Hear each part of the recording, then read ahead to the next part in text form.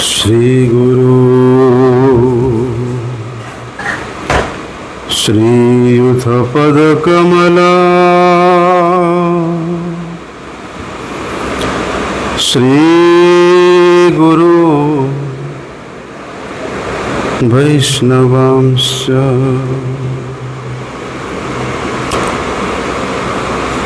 श्री रूपा साग्रजातं सहगण रघुनाथनितं तं सजीवं साद्वैतं सावधूतं परिजनसहितं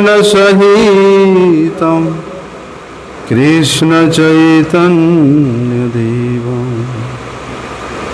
श्री राधा कृष्ण पादं सहगण ललिता श्री विशाखान्वितांश्च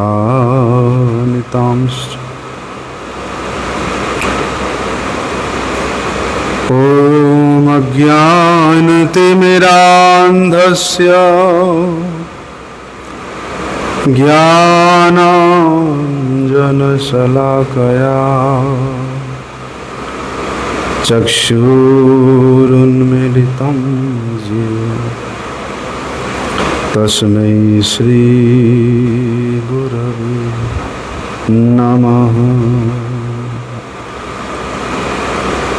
वाञ्छाकल्पतरुभ्यश्च कृपा सिन्धुभ्यैव च पतितानं पावनेभ्यो वैष्णवेभ्यो नमो नमः। नमो महावदन्याय कृष्ण प्रेम प्रदायते कृष्णाय कृष्ण चैतन्य नामिने गौरत्विषे नमः। नमस्ते तुहलग्राम नमस्ते मुसलायुध नमस्ते रेवतीकांत नमस्ते भक्तवत्सल नमस्ते बलिनाम श्रेष्ठ नमस्ते धरणीधर प्रलंबारे नमस्ते त्राहि मां कृष्ण पूर्व भुजे सव्ये वेणुं शिरसि शिखि पिच्छां कटितटे दुकुलामृत्रान्ति सहचर कटाक्षं च विदधतु सदा श्रीमद्वृन्दावनवसति लीला परिचयो जगन्नाथ स्वामी नयन पथगा भवतु मे। हे कृष्ण करुणा सिंधु दीनबंधु जगतपते गोपेश गोपिकाकांत राधाकांत नमोस्तुते।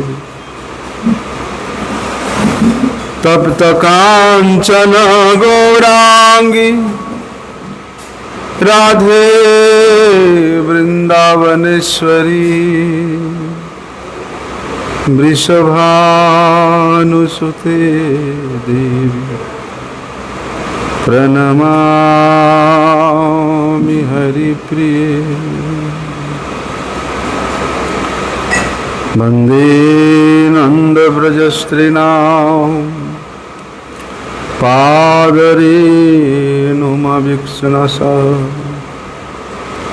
यासां हरिर्कथोद्गीतं पुनाति भुवनत्रयम्। भक्त्या विहीनमपराधलक्ष्यै क्षिप्ताश्च कामादितरङ्गमध्ये कृपामयि त्वां शरणं प्रपन्नं। वृन्दे नमस्ते चरणारविन्दम्।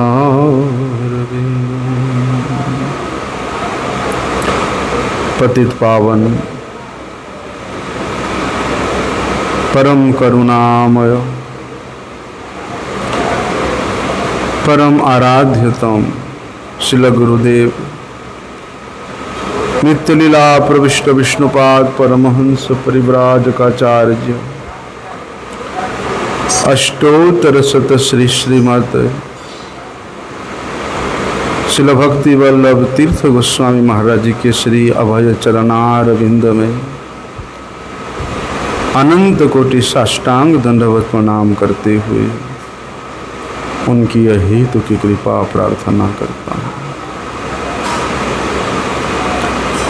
मेरे परम आराध्यतम शिक्षा गुरुपाद पद्म नित्य लीला प्रविष्ट विष्णुपाद परमहंस परिव्राजकाचार्य अष्टोत्तर शत श्री श्रीमद श्रील भक्ति विज्ञान भारती गोस्वामी महाराज जी के श्री चरण जुगल में अनंत कोटि साष्टांग दंडवत प्रणाम करते हुए उनकी अहेतु की कृपा प्रार्थना। सुना बहुत डिस्टर्बेंस।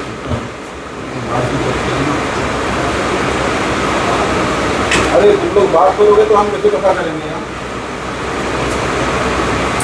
बात हम लोग कथा होगा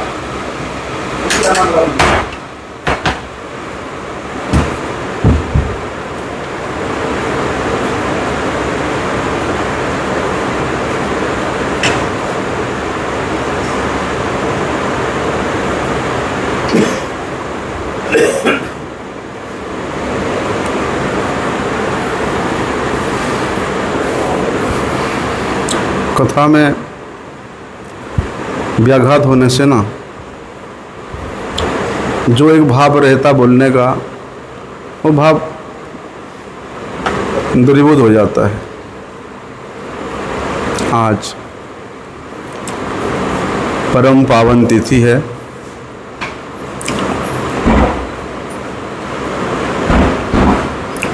श्री हरिशयन एकादशी है।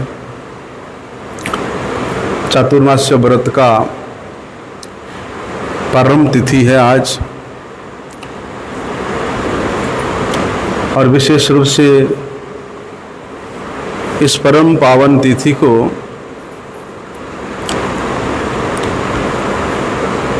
हमारे शिक्षा गुरुदेव नित्य लीला प्रविष्ट श्री श्रीमद श्रील भक्ति विज्ञान भारती गोस्वामी महाराज जी का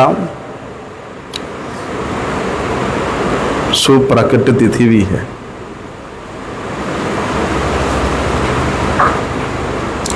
महाराज जी का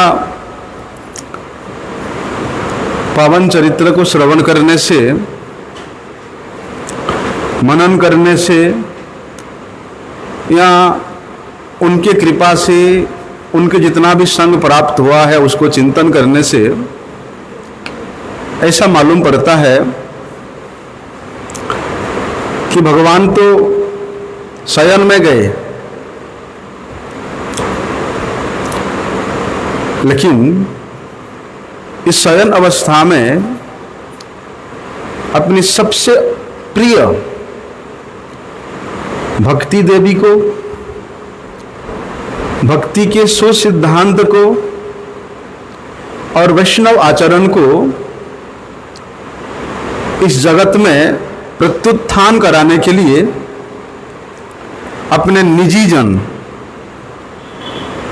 और हमारे शिक्षा गुरुदेव श्रील महाराज जी को आज के तिथि में ही उन्होंने प्रकट कराया।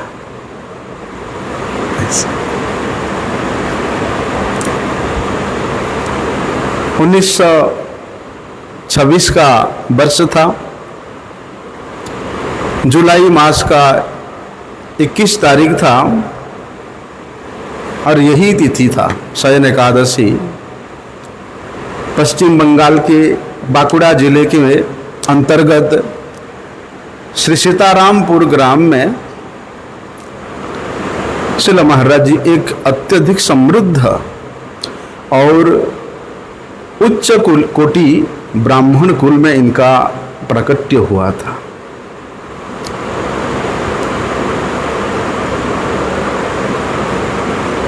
हमने तो महाराज जी को उनके वृद्धावस्था में दर्शन किया, लेकिन बाल्यावस्था से ही श्रील महाराज जी के बाह्य और आंतरिक अंग में ब्राह्मणोचित सद्गुण का प्रतिभात दिखाई देता था। एक वेदनिष्ठ, सत्यनिष्ठ, भक्तनिष्ठ, सिद्धांत निष्ठ ब्राह्मण का जैसे संस्कार होना चाहिए, बाल्यकाल से ही श्रील महाराज जी में ये सब संस्कार दिखाई देता था।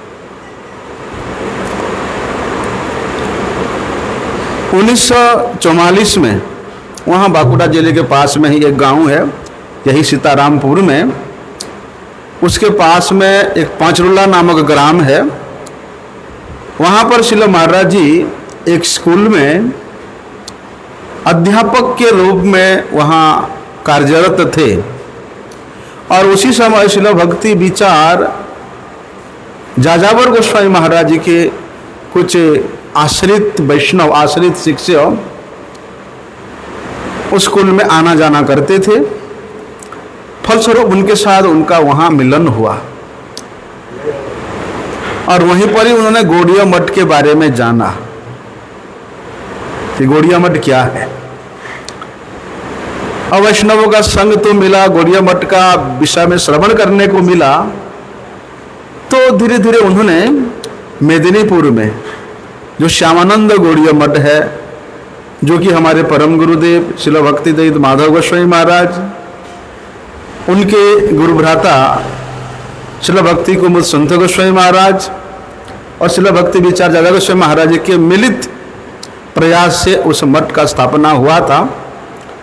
उस मठ में श्रील महाराज जी का आना जाना प्रारंभ हुआ और बोलते वहीं पर ही उसी श्यामानंद गौड़िया मठ में उन्होंने सर्वप्रथम संपूर्ण गौड़िया मठ के जो संस्थापक आचार्य है श्रील भक्ति सिद्धांत सरस्वती ठाकुर प्रभुपाद जी के जो अंतरंग पार्षद और हमारे परम आराध्य श्रील परम गुरुदेव, जिनको श्रील प्रभुपाद जी ने वोल्कानिक एनर्जी, ज्वालामुखी ऊर्जा से संपन्न एक अद्भुत शक्ति के रूप में उन्होंने प्रचार किया था। श्रील भक्ति दयाल माधव गोस्वामी महाराज जी का वहाँ दर्शन भी हुआ, उनका संग हुआ। वैष्णवों का संग कैसे होता है? वैष्णवों का वास्तविक संग उनके साथ रहने से नहीं होता है, बल्कि उनके मुख से भगवत कथा श्रवण करने से ही वैष्णव संग होता है। उनके मुख से आचरण युक्त, विचार युक्त उपदेश को अपने जीवन में ग्रहण करने से ही वैष्णव संग होता है। जिस प्रकार से खटमल खटिया में रहता है और जब साधु सोता है तो उसका खून भी चूसता है, इस प्रकार का संग नहीं। जैसे यहाँ होता है, जू होता है ना बालों में, वो भी वैष्णवों के बालों में रहता है। लेकिन वैष्णवों के सिर में रह करके क्या करता है? वैष्णव संग करता है, उनके खून चूसता है। इस प्रकार का संग नहीं। वैष्णव आदर्श, वैष्णव सिद्धांत और वैष्णव उपदेश अपने जीवन में हम जितने अधिक परिमाण में ग्रहण किए हैं, हमारा प्रकृष्ट रूप से वैष्णव संग उतनी परिमाण में ही हुआ है। तो वहीं पर 1955 को 1955 को शिला महाराज जी ने हमारे परम गुरुदेव अर्थात उनके परम आराध्य शिला गुरुदेव से जिस तिथि को उनका प्राकट्य हुआ था, यही शयन एकादशी तिथि को, बोलते ठीक यही शयन एकादशी तिथि को उनका वहीं पर हरिनाम और ब्राह्मण दीक्षा प्राप्त हुआ। दीक्षा के उपरांत श्रील परम गुरुदेव ने उनका नाम रखा श्री नरोत्तम दास ब्रह्मचारी। तब से श्रील महाराज जी ने संपूर्ण रूप से मतलब शरीर, मन और वाणी के द्वारा अपने गुरुदेव के ये संस्थान श्री चैतन्य गौड़ीय मठ के सेवा में अपने आप को निमज्जित कर दिया। क्यों? क्योंकि हमारे गौड़ीय मठ का, हमारे परम आराध्य गुरुजनों का जो आदर्श है वो क्या है? प्राणैर अर्थे धिया वाचा श्रेयः आचरणम सदा। प्राण से हो, शरीर से हो, मन से हो और वाणी से हो, हमेशा श्रेय आचरण करने का ही शिक्षा यहाँ प्राप्त होता है। श्रेय क्या है? श्रेय एकमात्र भगवत भक्ति ही है, भगवत प्रसन्नता ही है, भक्ति योग ही श्रेय का पथ है। इसलिए इस पथ में श्री महाराज जी ने अपने आप को संपूर्ण रूप से योगदान दे दिया। जिस प्रकार एक सत शिष्य होते हैं, श्री महाराज जी के प्रारंभिक आचरण से, प्रारंभिक समर्पण से, प्रारंभिक सेवा चेष्टा से यह प्रतिभात होने लगा था कि उन्होंने एक सत शिष्य के मापिक अपने भूमिका को निर्वाह करते हुए अत्यधिक उत्साह के साथ, अत्यधिक प्रसन्नता के साथ, भले क्यों नहीं होगा, जिस सेवा से बढ़कर और कोई सेवा नहीं है, जिस सेवा के आनंद से बढ़कर बड़ा आनंद कुछ नहीं है, उन गुरु वैष्णवों के सेवा में यदि आप अमनस्क होकर के अथवा अनिष्ठा युक्त होकर के अप्रसन्नता पूर्वक, अमनोयोग पूर्वक करते हो, तो वही सेवा आपके कर्मांग के अधिकारी हो जाता है। अन्यथा उत्साह पूर्वक भगवत गुरु वैष्णवों की सेवा ही वास्तविक सेवा है। और श्रील महाराज जी ने दीक्षा के उपरांत से अपने संपूर्ण जीवनी शक्ति को, जीवनी शक्ति क्या है? यही शरीर, मन और वाणी के शक्ति को अपने गुरुपाद पद्म के चरणों में समर्पित करके अत्यधिक धैर्य पूर्वक, अत्यधिक उत्साह पूर्वक अपने हृदय के समस्त प्रकार के ग्रंथियों को उनके चरण में समर्पित कर देते हैं। फलस्वरूप क्या होता है? साधु गुरु वैष्णवों के चरणों में जब कोई व्यक्ति अपने आप को समर्पित कर देता है, तो हमारे मन के जितने भी गांठ है, हृदय के जितना भी गांठ है, बोलते वो संपूर्ण छेदन हो जाता है। इसलिए उनके गुरुदेव ने अर्थात श्री भक्ति देव माधव गोस्वामी महाराज जी ने जिस प्रकार उनको आदेश दिया, जैसा दिशा निर्देश किया, उसी के अनुसार श्री महाराज जी अपने जीवन को चलाने के लिए प्रयास किया। और विशेषता ये है कि श्री परम गुरुदेव ने श्री महाराज जी को अपने गुरु भाइयों के सेवा में विशेष रूप से नियुक्त किया। क्योंकि श्रील परम गुरुदेव के जितने भी गुरु भाई थे, श्रील भक्ति सिद्धांत सरस्वती प्रभुपाद जी के जितने भी पार्षद थे, वे सब के सब भुवन पावन है। तो परम गुरु जी देखते हैं नरोत्तम दास अर्थात श्रील भक्ति विज्ञान भारती गोस्वामी महाराज जी इतना उत्कृष्टता पूर्वक, उत्साह पूर्वक श्रेय आचरण में लगे हुए हैं, इसलिए इनके श्रेय में और अधिक महत्व प्रदान करने के लिए इनको अपने गुरु भाइयों की सेवा में लगाना उचित है। इसलिए श्रील परम गुरुदेव ने श्रील महाराज जी को अपने गुरु भ्राताओं की सेवा में विशेष रूप से नियुक्त किया और प्रभुपाद जी के गणों के सेवा में नियुक्त होकर के श्रील महाराज जी बहुत कुछ वहां से कृपा की, आशीर्वाद की लाभ उठाया। बहुत से मंत्रों की प्राप्ति हुई थी। इसलिए श्रील महाराज जी प्रायः क्या कहा करते थे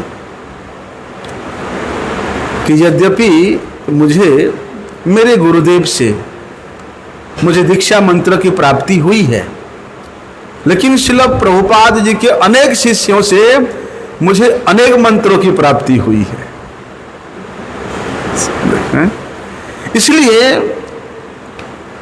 उन अनेक मंत्रों किस प्रकार से, जिस प्रकार से एक परिवार में सभी जो श्रेष्ठ जन होते हैं, वयोज्येष्ठ जन होते हैं, उस परिवार के शिशु को अपने अपने व्यक्तित्व के अनुसार, अपने अपने शुभ गुण के अनुसार उस बच्चा के व्यक्तित्व को गठन करने का प्रयास करते हैं। बोलते उसी प्रकार श्रील महाराज जी कहते थे, मेरे गुरु महाराज की कृपा से श्रील प्रभुपाद जी के अनेक शिष्यों ने मुझे अपनी शिक्षाओं के द्वारा,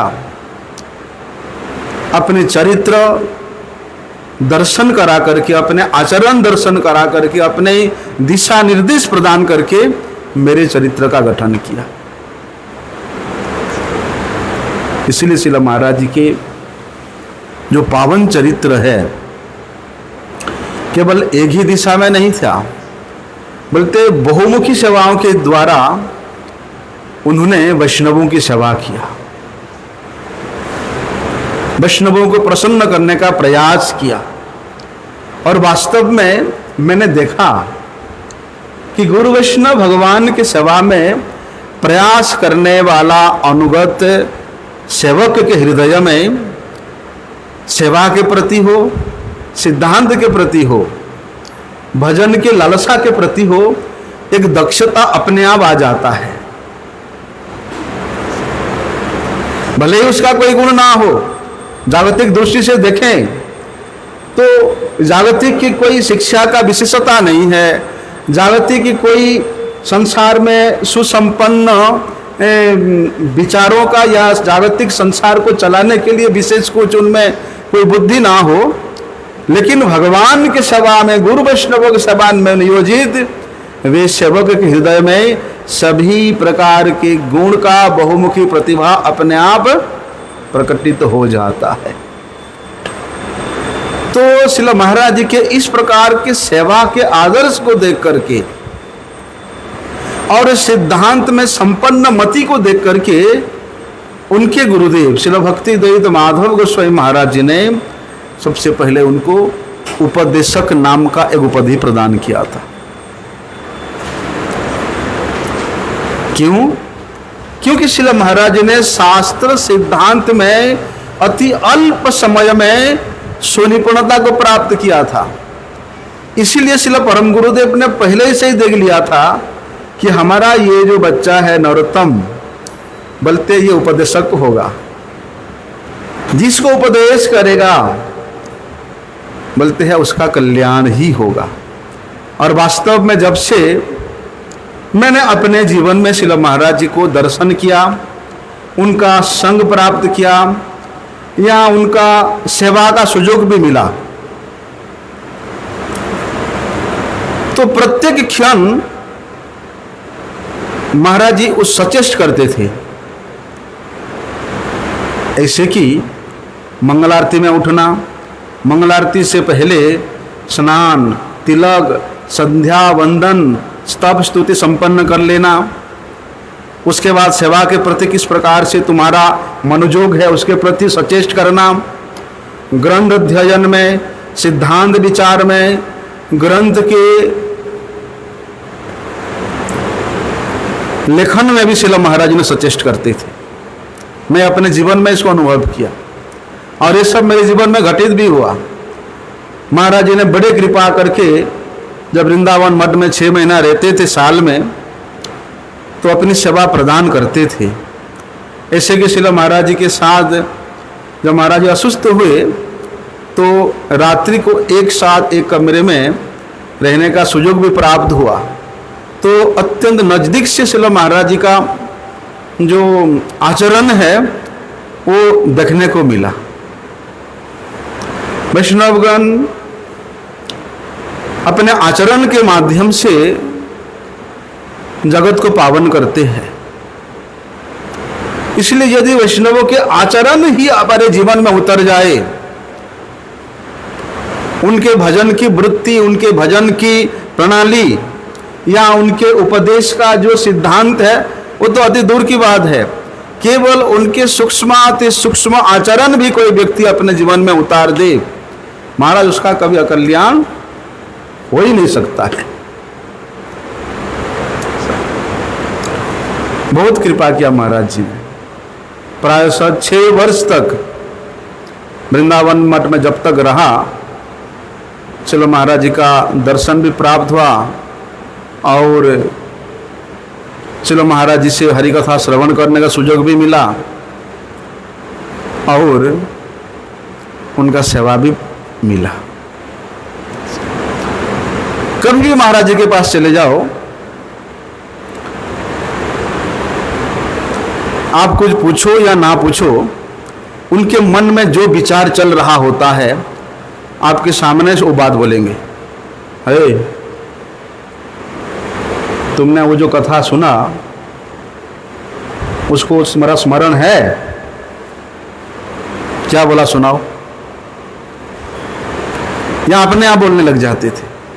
कभी भी कोई भी प्रश्न लेकर के महाराज जी के पास जाओ, महाराज बड़े प्रसन्न हो जाते थे।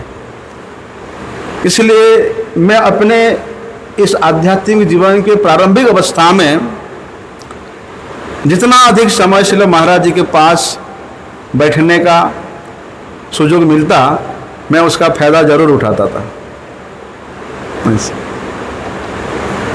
और कुछ ना कुछ महाराज सिखाते रहते थे, कुछ ना कुछ।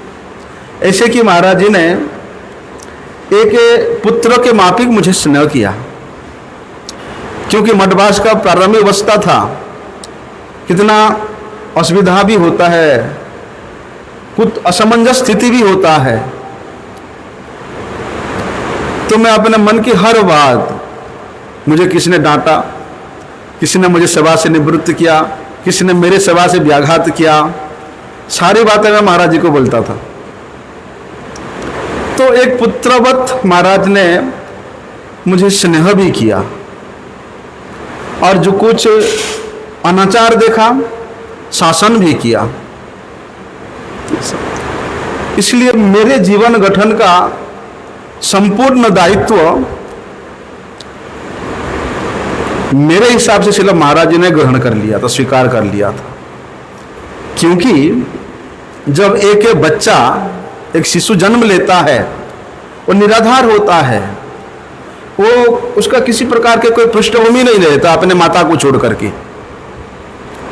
माता के बिना वो चल ही नहीं सकता है, जी ही नहीं सकता है। इसी प्रकार मठवास के प्रारंभिक अवस्था में एक शिशुवत ही आचरण भी था, मन की वृत्ति भी उस प्रकार अत्यंत सरलता पूर्वक था। इसलिए महाराज जी ने उस सरल मन में जो जो वपन किया, वास्तव में वो सब बीज अंकुरित होकर के आज भी स्मरण होता है, अत्यधिक स्मरण होता है। और देखा मैंने कब जब कोई वैष्णव हमारे सम्मुख प्रकट रहते हैं, उन्होंने हमें जो कुछ प्रदान किया है उसका महत्व इतना विशेषता से हम लोग नहीं प्रदान कर पाते, लेकिन वे महापुरुष जब अप्रकट हो जाते हैं, उन्होंने हमें क्या प्रदान किया क्या शिक्षा दिया, हमारे जीवन में उनके लिए कितना महत्व था, वो सारी बात में स्मरण आता, याद आता है।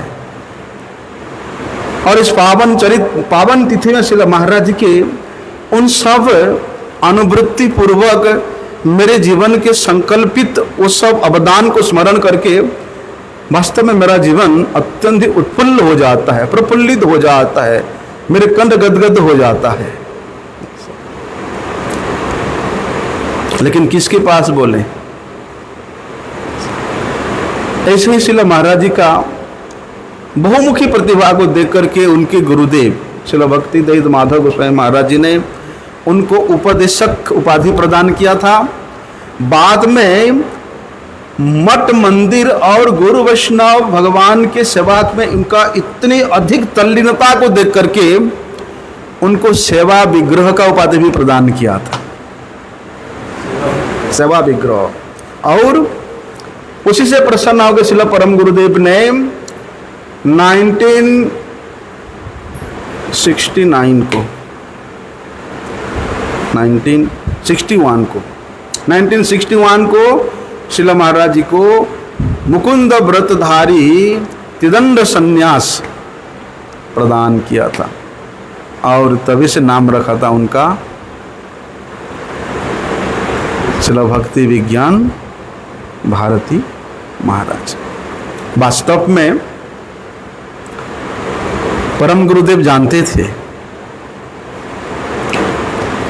विज्ञान क्या है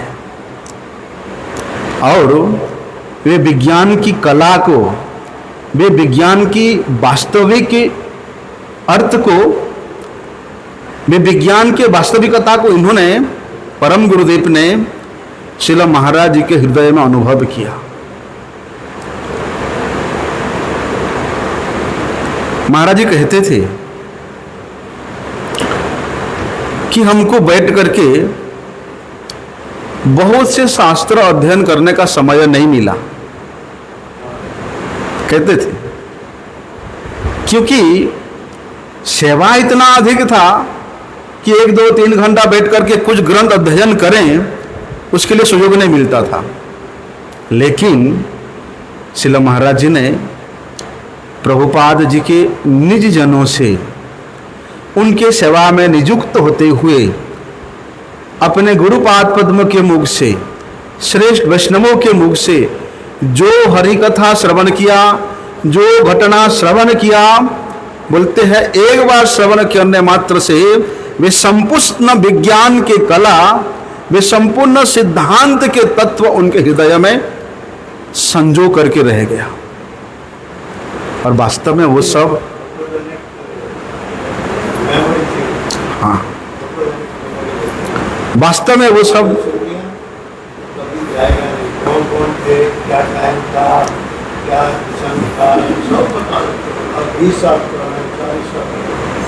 हाँ, उस प्रकार का मेमोरी श्रील महाराज जी का जागृत हो गया था अपने गुरुदेव की कृपा से। इसलिए श्रील महाराज जी ने अपने गुरुदेव के इस मिशन में मठ मंदिर निर्माण करना, भूमि का संग्रह करना, निर्माण कार्य में श्री चैतन्य गौड़ीय मठ का जितना भी शाखा है, जितना भी बिल्डिंग बना है, मंदिर बना है, ऐसा कोई एक मंदिर नहीं रह जाता जहाँ श्रील महाराज जी का इंजीनियरिंग नहीं लगा है। क्योंकि श्रील महाराज जी ये इंजीनियर का स्टूडेंट थे, इंजीनियरिंग किए थे, सिविल इंजीनियर। इसलिए श्रील परम गुरुदेव ने जहाँ पर भी मठ निर्माण हुआ, मंदिर निर्माण हुआ, बोलते वहाँ का दायित्व श्रील महाराज जी को ही सौंपते थे कि वहाँ चले जाओ। उनके अनुपस्थिति में मठ का सेवा रुक जाता था कि वो जब तक नहीं होगा तब तक ये काम नहीं चलेगा। इसलिए केवल इतना ही नहीं, प्रचार करना, प्रचार सेवा, गौ सेवा, मासिक की जो सेवा संग्रह करना, ब्रजमंडल परिक्रमा, क्षेत्रमंडल परिक्रमा, नवद्वीप मंडल परिक्रमा, दक्षिण भारत का यात्रा, उत्तर भारत का यात्रा, बोलते इसका परिक्रमा का जितना भी संचालन है और मठ में जो विशेष विशेष उत्सवों का भी दायित्व श्रील परम गुरुदेव ने श्रील महाराज जी को प्रदान करते थे। और इतनी सारी बहुमुखी सभा में प्रतिभा को देख करके श्रील परम गुरुदेव ने श्रील महाराज जी को श्री चैतन्य गौड़िया मठ के सचिव के रूप में, जनरल सेक्रेटरी के रूप में उनको वहां पर नियुक्त किया था।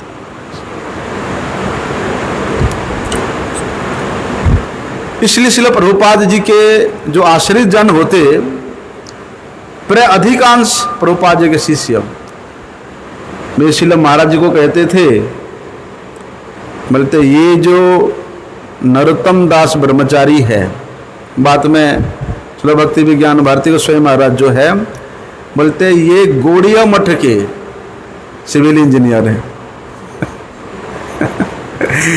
श्रील महाराज जी केवल चैतन्य गौड़िया मठ के मठ मंदिर निर्माण में सहयोग किया ऐसे नहीं है, बोलते प्रभुपाद जी के गणों ने जो अलग अलग मठ बनाया, बोलते उन मठों के मंदिर का किस प्रकार का निर्माण होगा उसमें भी श्रील महाराज जी का सहयोग होता था, योगदान होता था। इसलिए प्राय सभी लोग कहते थे गौड़िया मठ के सिविल इंजीनियर को बुलाओ, इस नाम से वो प्रसिद्ध थे ऐसा। और श्रील भक्ति विचार दादा गोस्वामी महाराज वे तो कहा करते थे कि ये जो साधु है ये निर्मत्सर साधु है।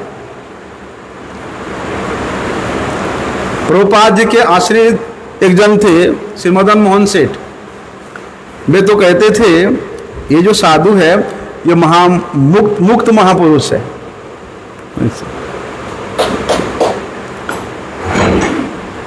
देखो किस प्रकार से उन्होंने प्रभुपाद जी के गणों का सेवा किया। महाराज जी कहते थे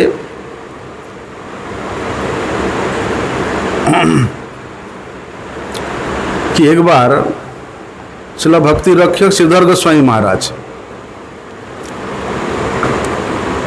जी से पूछते हैं, यदि मैं तुमको हरि कथा करने के लिए कहूं तो क्या तुम मंच में खड़े होकर के भाषण दे सकते हो, वक्तृता दे सकते हो? इसलिए महाराज जी कहते हैं कि महाराज जी मैं तो अभी बहुत ही नया व्यक्ति हूँ मठ में, और मैं स्वयं कुछ कहूँ या कुछ उपदेश दूँ ऐसा तो मेरा योग्यता नहीं है और ठीक भी नहीं है, और विशेष रूप से मैं जानता क्या हूँ जो भाषण दूंगा।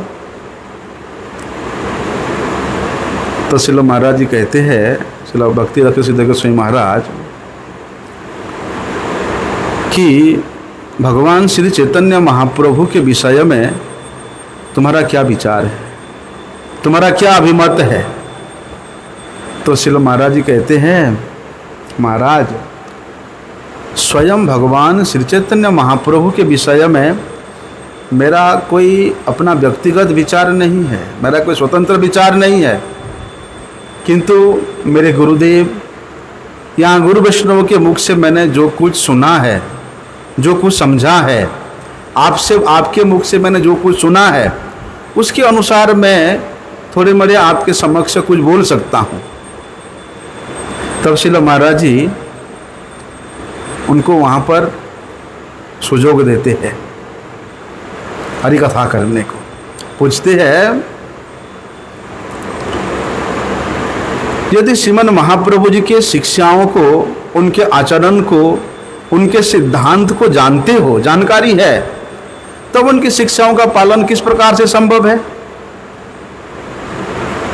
तब श्रील महाराज जी कहते हैं, श्री चैतन्य महाप्रभु ने बोलते हैं भगवान श्री कृष्ण की कीर्तन करने के लिए ही विशेष रूप से बताया है, और उस कीर्तन करने का 4 गुण विशेष कंपलसरी है। वो क्या है? बोलते तृणादपि सुनिचेन तरोरपि सहिष्णुना अमानीन मानदेन कीर्तनीय सदा। यदि कृष्ण कीर्तन करना है कृष्ण कीर्तन करने का योग्यता प्राप्त करना चाहते हो तो बोलते क्या है, जो स्वयं को तृण से भी अधिक छोटा मानता है, वृक्ष से भी अधिक, वृक्ष से अधिक सहिष्णु मानता है, स्वयं मान शून्य होकर के दूसरे को मान प्रदान करता है, बोलते वही व्यक्ति ही हरि कीर्तन करने का अधिकारी। इसलिए चैतन्य महाप्रभु इन 4 गुणों के साक्षात वे मूर्तिमंत स्वरूप थे। और चैतन्य चरितामृत में कविराज गोस्वामी जी ने भी इस बात को बताया है कि अपनी आचरी धर्म भक्ति सिखामु सवारे, अपना ना कैले धर्म सिखाना ना जाए। कि भैया जब तक स्वयं आचरण नहीं करोगे तब तक भक्ति का शिक्षा नहीं दिया जा सकता।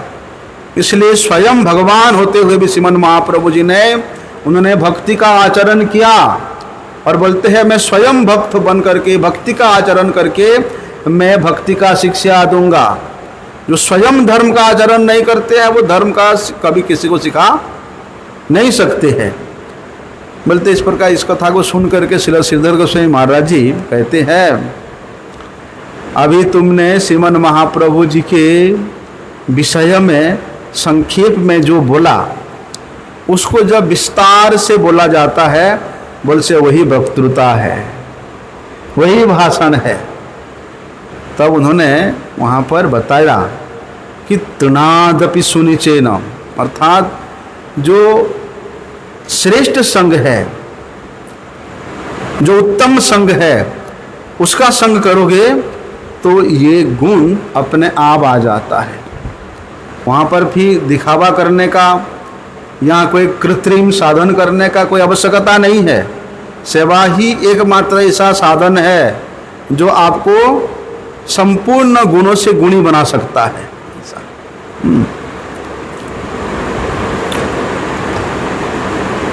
तो वहाँ पर एक बार श्रील भक्ति रक्षक श्रीधर गोस्वामी महाराज जी ने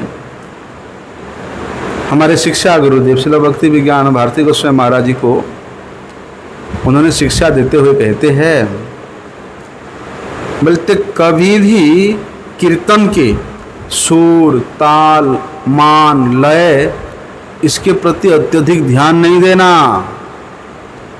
इसके प्रति आकर्षित नहीं होना। बोलते हैं हमेशा कीर्तन के जो पद है, भक्ति विनोद ठाकुर, नरोत्तम दास ठाकुर, लोचन दास ठाकुर जी के कीर्तनों का जो पद है उसका क्या गूढ़ अर्थ है, उस कीर्तन की रचना करने वाले जो भक्त है उनके हृदगत जो क्या विचार है, क्या भाव है, बोलते उसको हमेशा अनुसरण करने का प्रयास करना चाहिए। और यही बात एक बार श्रील महाराज जी ने बेंगलोर में मुझे भी बोला था। बोलते हैं जो व्यक्ति सुर ताल मान लय के द्वारा भगवान को प्रसन्न करने के लिए प्रयास करता है, बोलते उस व्यक्ति के हृदय में अत्यधिक प्रतिष्ठा का आशा रहता है। और इसी प्रतिष्ठा के आशा के कारण प्रतिष्ठा देने वाले व्यक्ति जब उसके सम्मुख नहीं होंगे तब उसका सुर ताल मान लय सब समाप्त हो जाता है। प्रतिष्ठा देने वाला भीड़ यदि वहां एकत्रित है तो वहां नया नया सुर निकलेगा, नया नया ताल, नया नया लय मान निकलता है। और भगवान जो है बोलते सुर ताल मान लय के प्रति आकर्षित नहीं होते, भगवान भक्त के हृदगत भाव के प्रति आकर्षित होते हैं।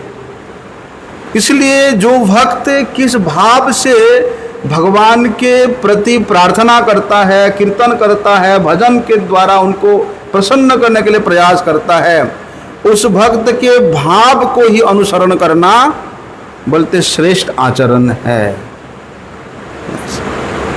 इसलिए महाराज कहते तो उग्रश्रवा बनना, उग्रश्रवा मतलब हमेशा श्रेष्ठ वैष्णवों के मुख से ही भगवान के कथा श्रवण करना।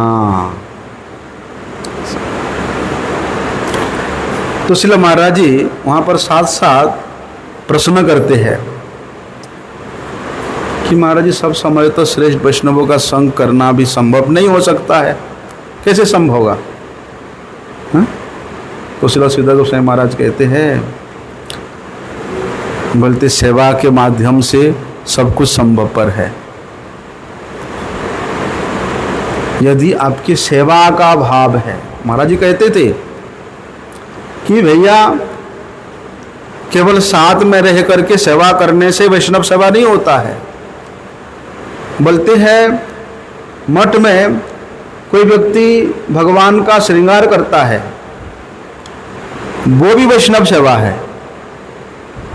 किस प्रकार से? वो वैष्णव जन जब आकर के भगवान का दर्शन करेंगे तो उनका मन प्रसन्न हो जाएगा, हाँ ठाकुर जी का क्या सुंदर श्रृंगार हुआ है।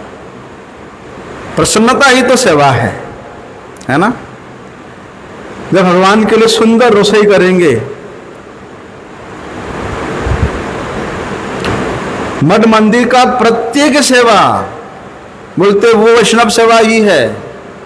ऐसे नहीं कि केवल एक वैष्णव के कपड़े धोना, उनके रूम झाड़ू पोछा लगाना, उनके निजी सेवा करना वैष्णव सेवा केवल यही है, ऐसी बात नहीं है। बोलते जो सेवा को देख करके, जो क्रिया को देख करके वैष्णव जन प्रसन्न होते हैं, बोलते वही वैष्णव सेवा है। ऐसा श्रील महाराज जी का सिद्धांत होता था, क्योंकि ये इन्होंने जिन पर जिस प्रकार संग किया है श्रील प्रभुपाद जी के पार्षदों का, इसलिए श्रील सिद्धार्थ गोस्वामी महाराज ने उनको शिक्षा दिया कि सेवा के माध्यम से आप सभी प्रकार के वैष्णवों की, श्रेष्ठ वैष्णवों की सेवा कर सकते हो। इसलिए जब जब अवसर प्राप्त हो, सुयोग मिले, श्रेष्ठ वैष्णवों का सेवा जरूर करना। ऐसा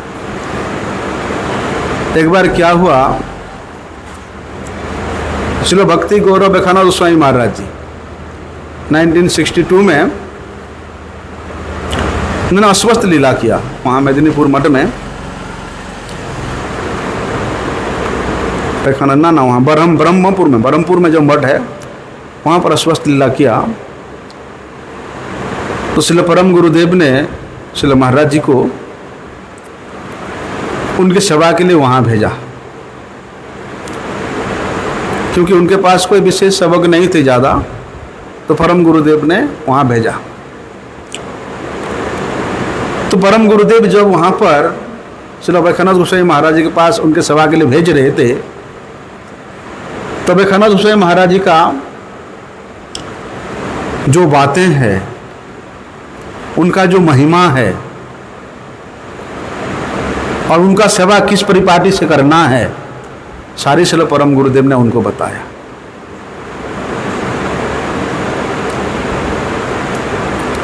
मैंने अभी एक लेख पढ़ा था, क्यों छोड़ रहे हो?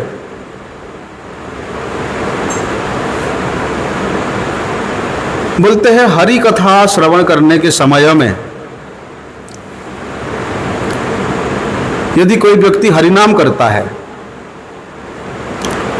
तो हरि कथा के प्रति, श्रीमद् भागवत के प्रति और हरि कथा करने वाला वैष्णव के प्रति अपराध होता है।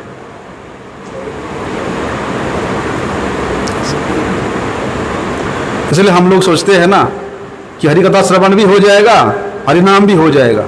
नहीं, अपराध होता है।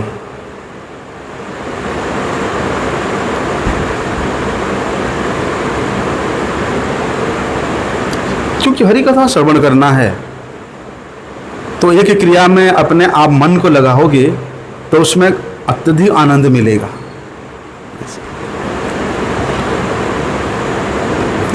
इसलिए वहाँ पर परम गुरु जी ने भेजा महाराज जी को।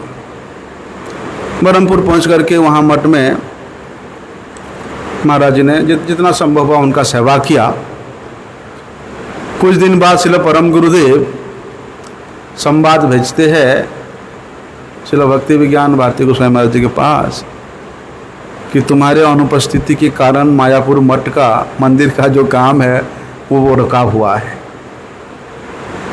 इसलिए उन्होंने बोलते हैं कि मैं भक्ति शरण साधु महाराज को श्रील बेखानंद गोस्वामी महाराज जी की सेवा में मैं भेज रहा हूँ उन्होंने पहुंचने के बाद श्रील महाराज जी से आज्ञा लेकर तुम वहाँ से वापिस आ जाना।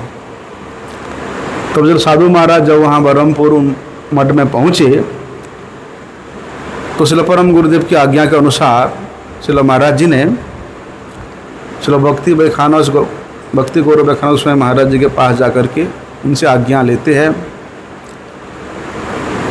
तो श्रील व्याख्यान स्वामी महाराज कहते हैं कि बाबा तुम तो हमारे यहाँ पहले बार आए हो हैं, इसलिए जाते जाते रास्ते में हमारा गंजू में जो मठ है वहाँ पर जो ठाकुर है श्री विग्रह किशोर किशोरी, उनका जरूर दर्शन करके जाना। महाराज जी कहते ठीक है, आपकी आज्ञा है। तो जब महाराज जी यहाँ से बरहमपुर से गंजू के लिए जाने लगे तो श्री व्याख्यान स्वामी ने एक सेवक को सारी व्यवस्था करने के लिए बता दिया। तो देखो महाराज जी वहाँ कहते हैं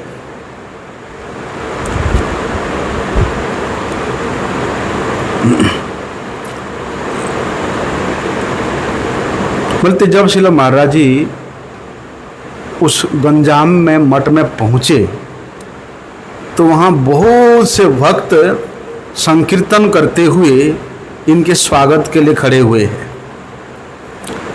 और इतना ही नहीं बल्कि संकीर्तन करते करते इनको मठ तक ले जाएंगे।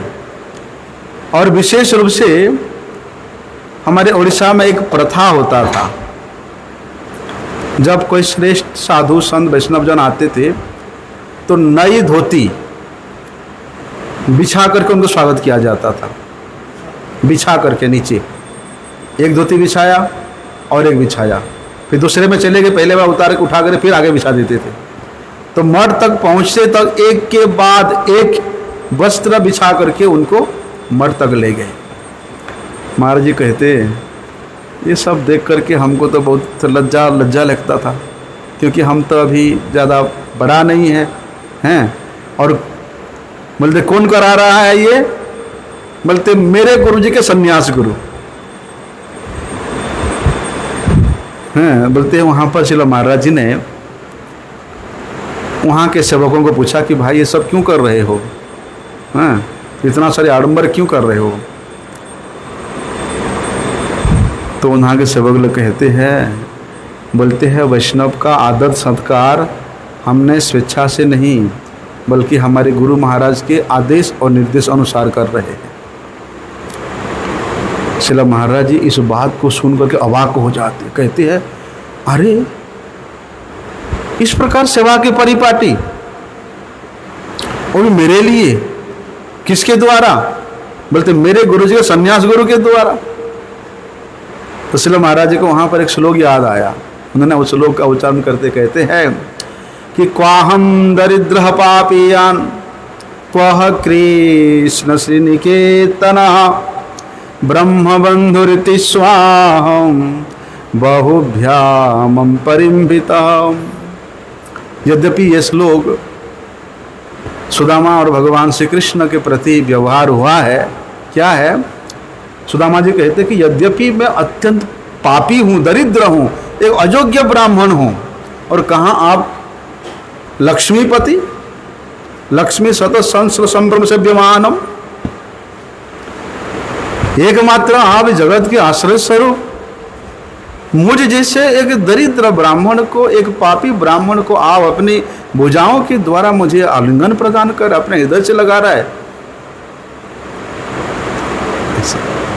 यद्यपि ये श्लोक सुदामा और भगवान श्री कृष्ण के प्रति जो उनका प्रीति का परिचय है, इसलिए महाराज जी कहते हैं कहाँ मैं एक छोटा सा सेवक और कहाँ श्रील भक्ति गौरव व्याख्यान स्वामी महाराज जी हैं, उनके द्वारा इस प्रकार के सेवा के परिपाटी का व्यवस्था। मन ही मन उन्होंने उस स्थिति को कभी कभी महाराज व्यक्त करते थे। ऐसा संन्यास लिया है। महाराज जी कहते थे कि एक बार श्रील भक्ति विचार जाजावर गोस्वामी महाराज जी सभा में श्रील महाराज जी के विषय में बोला कि ये जो साधु है, ये जो भक्त है, बोलते ये किसी के प्रति भी ना ईर्षा रखता है, ना किसी के प्रति द्वेष रखता है, ना किसी के प्रति स्वतंत्रता का भाव रखता है। बोलते ये तो निर्मत्सर साधु है, सभा में बोल रहे। तो महाराज जी कहते यद्यपि मेरे में ये सब गुण नहीं है, फिर भी मुझ जैसा एक दीनहीन व्यक्ति के प्रति इस प्रकार प्रभुपाद जी के गण आशीर्वाद प्रदान कर रहे हैं।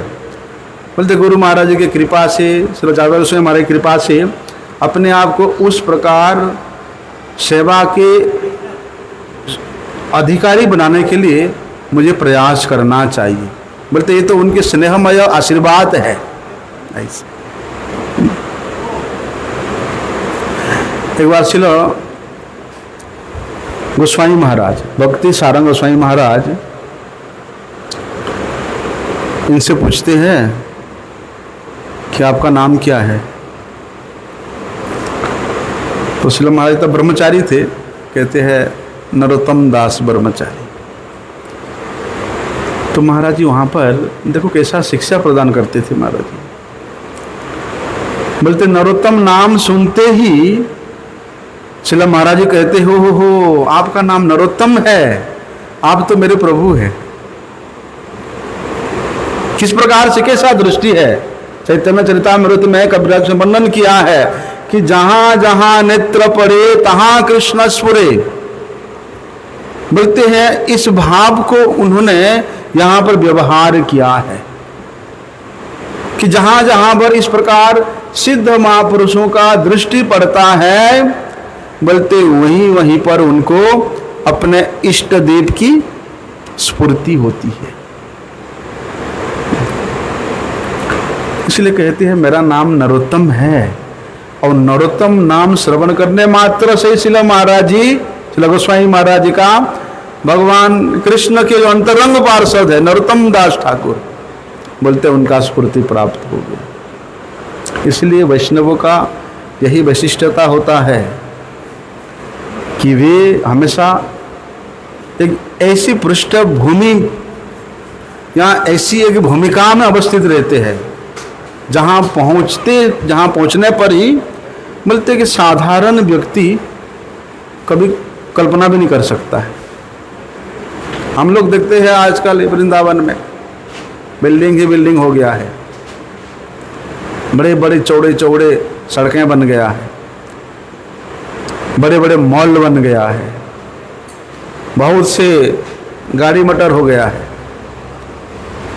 हमारा दृष्टि मैटेरियल दृष्टि है, लेकिन इस प्रकार के महापुरुष की दृष्टि वहाँ और कुछ होता था। अकबर आया वृंदावन में, सनातन गोस्वामी जी को कहता है आपके दर्शन से हमारा मन प्रसन्न हुआ है, इसलिए आप आदेश करो, हम वृंदावन के लिए कुछ सेवा करना चाहता है।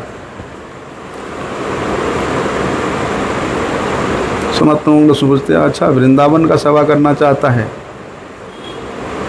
अच्छा जाओ जमुना जी का जो घाट है, घाट में जो सीढ़ी बना है उसका एक कोना टूट गया है, तुम उसको मरम्मत कर दो। और बार सोचता है मैं पूरे देश का राजा और मुझे एक सीढ़ी के कोना को मरम्मत करने का सेवा दिया है, तो ठीक है जैसे आपके आगे। अकबर जा कर के देखता है, सनातन गोस्वामी जी ने कृपा किया, वृंदावन का एक झलक दिखाया। महाराज वृंदावन के जमुना के किनारे में जो घाट बना हुआ है, बोलते सब वैदुर्य मणियों से बना हुआ है। अकबर सोचता है मैं संपूर्ण साम्राज्य को भी बेच दूं, मेरे राज्य को बेच दूं, तो भी ये कोना का मरम्मती करने के लिए मेरे पास मूल्य नहीं जुटा सकता।